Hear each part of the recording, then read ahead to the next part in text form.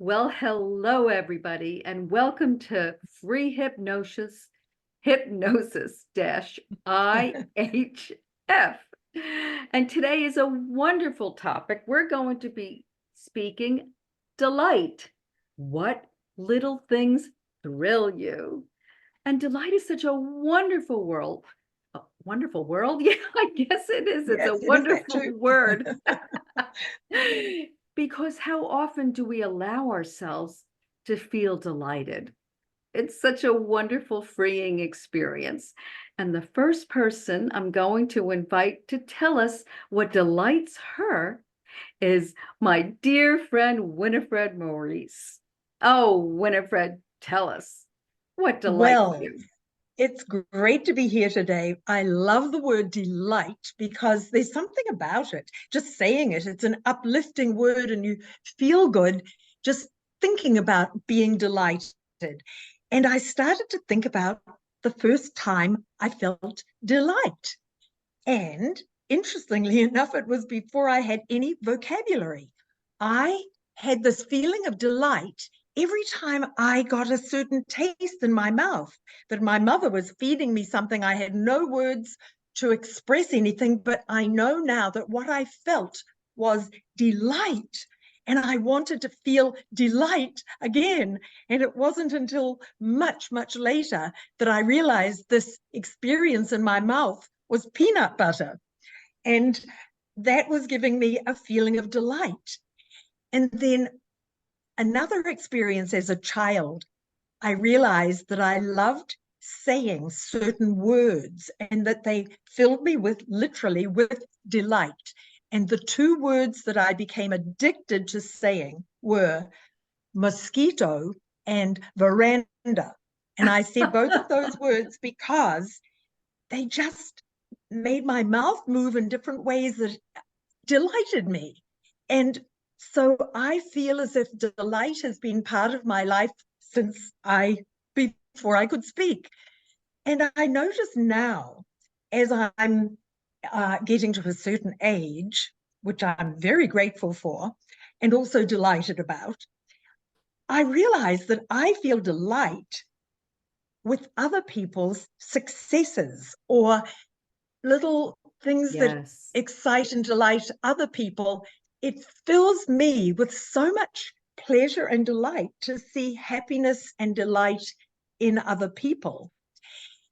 And that made me think about how some people feel delight and what is the opposite of delight. And I think delight, the opposite for me, somehow felt like envy. If you're not delighted about something, then there's something stopping that.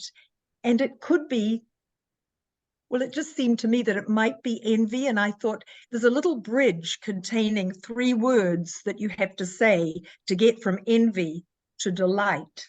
And those three words are, that's for me.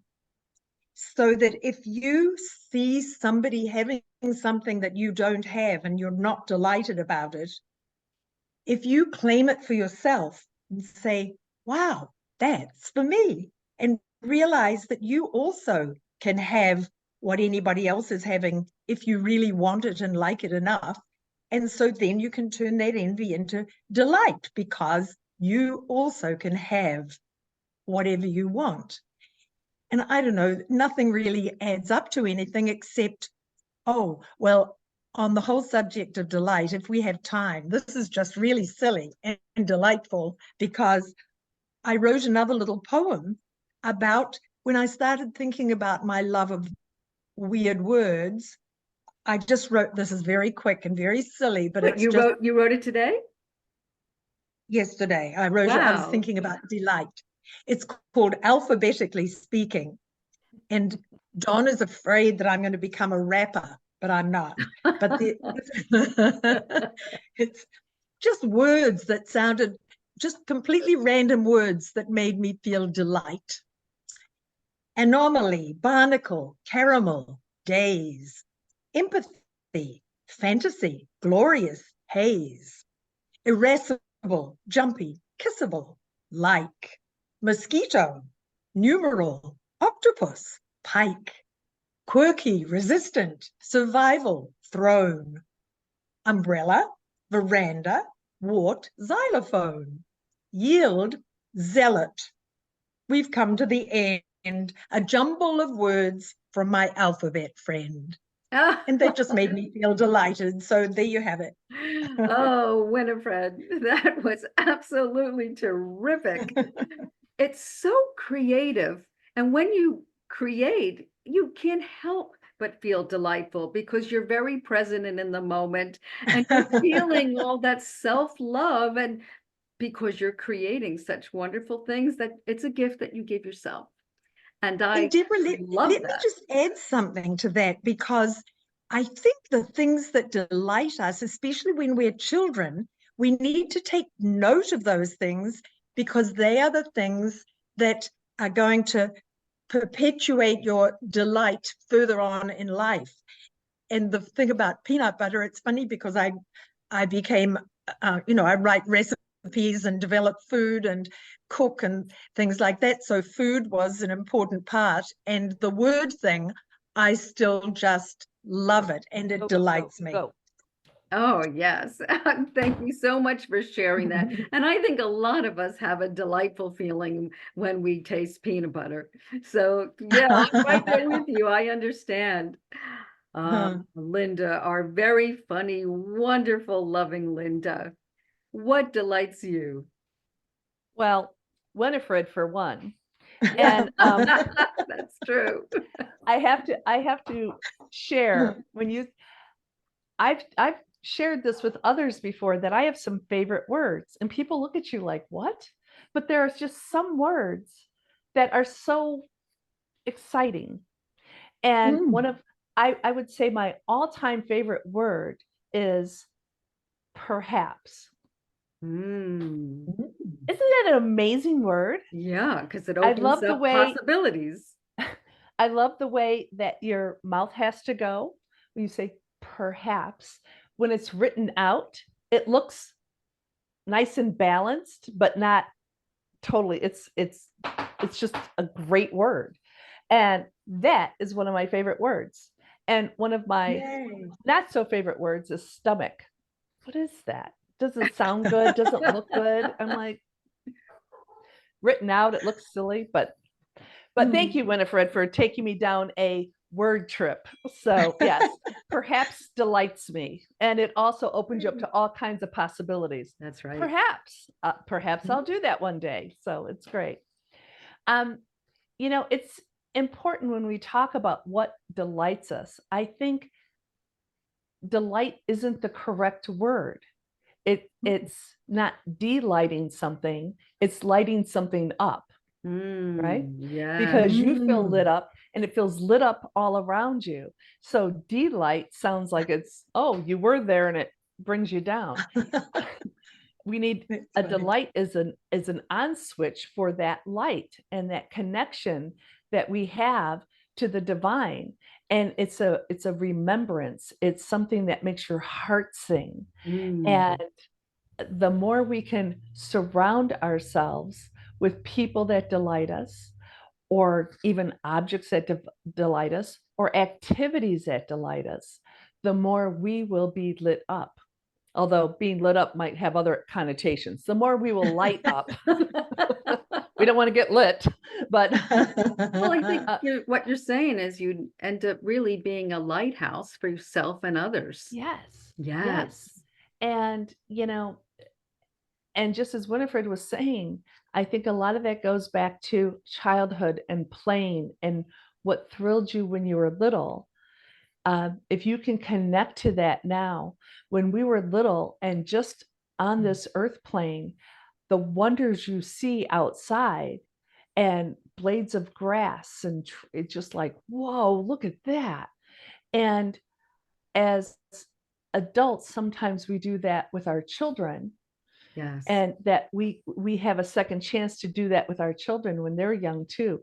Look at the wonder in their eyes of all the things that, yes, that is a squirrel. Isn't that amazing? Look how fast they go up a tree. And then after that, we kind of lose it unless you consciously decide to keep it going. Well, I guess you have that opportunity as a grandparent as well. But, there's some time in between that, hopefully, that you should be doing that for yourself so you can stay lighted, so you can be delighted in things and look at every little thing as such a miracle of what it is. And you can just breathe, just your breath can do it. Mm, Every little thing could do that. So take some Mhm. time each day to see what delights you. And my challenge is find 5 things each day that delight you. It could be a cloud in the sky. It could be, um, we just had a robin's nest on our porch with there's an old nest there and the robin came and took it over. And I just went out today. I go, oh, I think the birds flew out. But every day we would go out and we would look and see the eggs and then watch them hatch and these baby birds asking, mama for things. And then they flew away when I wasn't looking. So, but that's delightful. that's How right. cool is that? Independence. That's right. Yeah. So just look around and being delightful fills your heart. And what did the bottom part of that card say, Deb? Small things thrill me.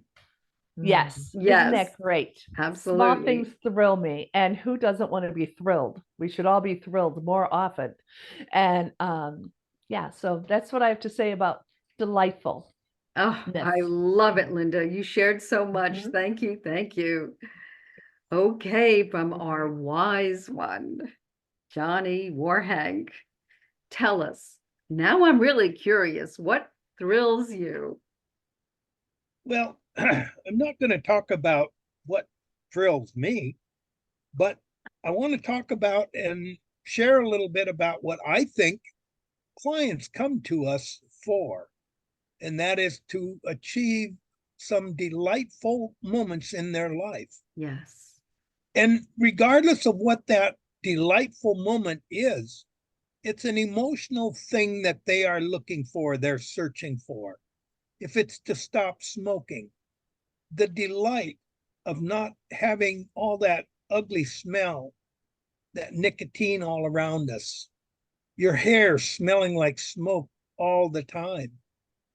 If it's about losing weight, the delight of fitting into smaller size clothing that gives you a more attractive look, a healthier feeling in your entire body.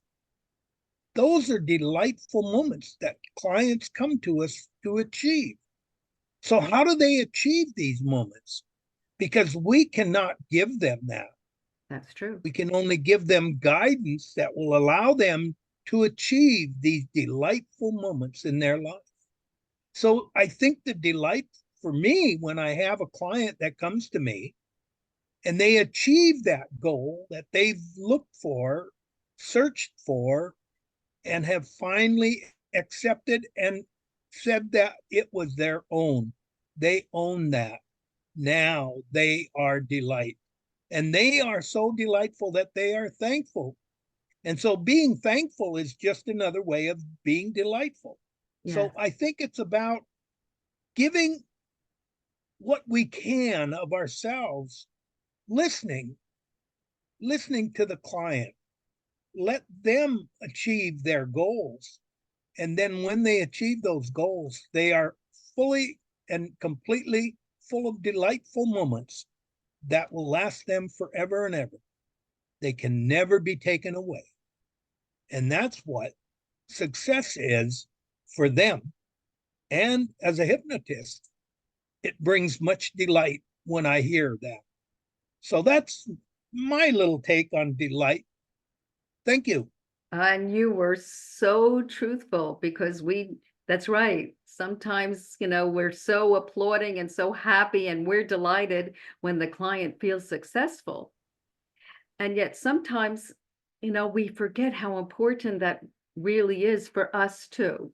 So, and mostly for them. So thank you for sharing that, John. You're always giving us such wonderful wisdom. For me, it's about magical moments. It's little surprises that thrill me. And when I look back at my life, I realized that throughout my life, I've always planted seeds, never really knowing what that outcome would be, just trusting it. And if it was meant to be in a time that I wanted and God wanted for me, then it would manifest. And if I had to learn patience and wait, I trusted that it would manifest, and perhaps not even in the way that I wanted, but in a different way that made me go, oh, and that's a magical moment. I'll give you an example. The other night I was watching television with my husband, and we heard a big crash, a big boom. And we're like, oh my goodness, it wasn't raining. And we thought, well, it sounded like something fell on the roof. And I'm thinking, but what's on top of me is not my roof, it's my office that I'm sitting in right now. So when I went upstairs, I saw this fossil, which is a wonderful rock, and it fits just right in my hand. It was smack in the middle of the room. And I thought, well, that's odd because this is such a little thing. How did it get in the middle of the room? And it certainly didn't make such a loud boom.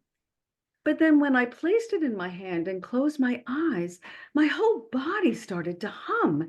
This rock was singing so much on an emotional level and a mental level because I started thinking the most incredible thoughts. And physically, well, it took away some of the little pain in my knees.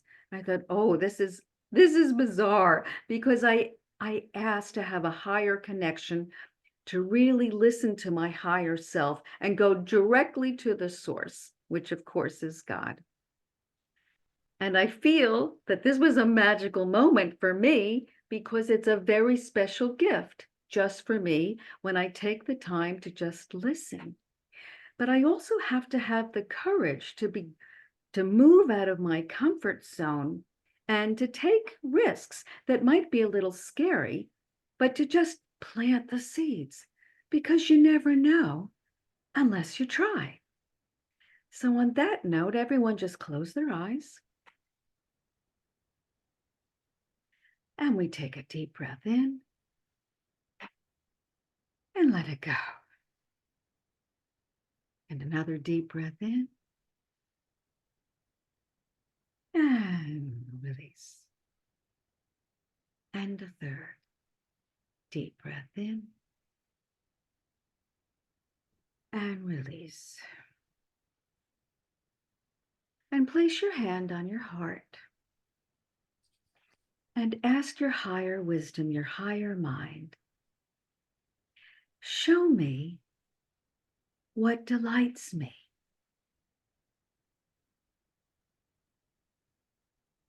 Maybe you'll hear a word. Maybe you'll see a symbol or a memory.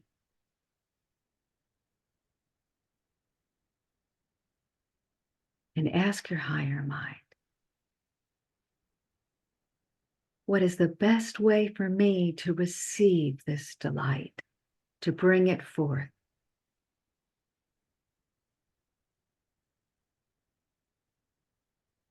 And just know what you know.